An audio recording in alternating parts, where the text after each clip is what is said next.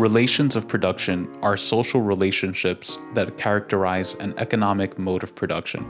Modes of production are how we as humans procure the resources needed to sustain and reproduce ourselves. Modes of production are determined by labor power and means of production.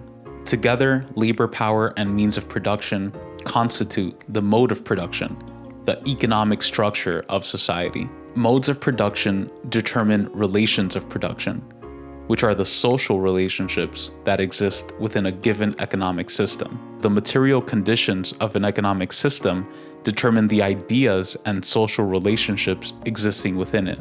This is in line with the dialectical materialist understanding that being determines consciousness, matter determines ideas, and economics determines society. Relations of production are not voluntary, nor are they mutually beneficial.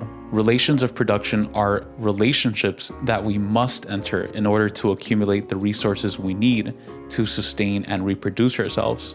Within each era of society, one class dominates the other by imposing its desired mode and relation of production.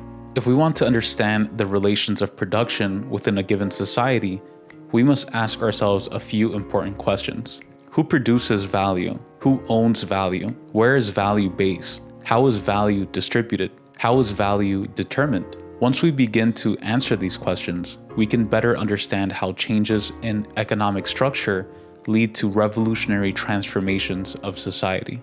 Under communalism or primitive communism, relations of production didn't exist because classes didn't exist. Man was forced to rely upon himself in order to sustain and reproduce himself. However, under the system of slavery, with the ascension of class society, the relations of production favored the slave owners. Although enslaved people produced society's wealth, it was the slave owners who owned, traded, and distributed it. Under feudalism, the relations of production favored the feudal lords at the expense of the serfs. Under capitalism, the relations of production favor the capitalists at the expense of the workers. However, under socialism and eventually communism, the division between those who produce society's wealth and those who control it comes to an end. Value will be produced from each according to their ability and will be distributed to each according to their need. These are relations of production.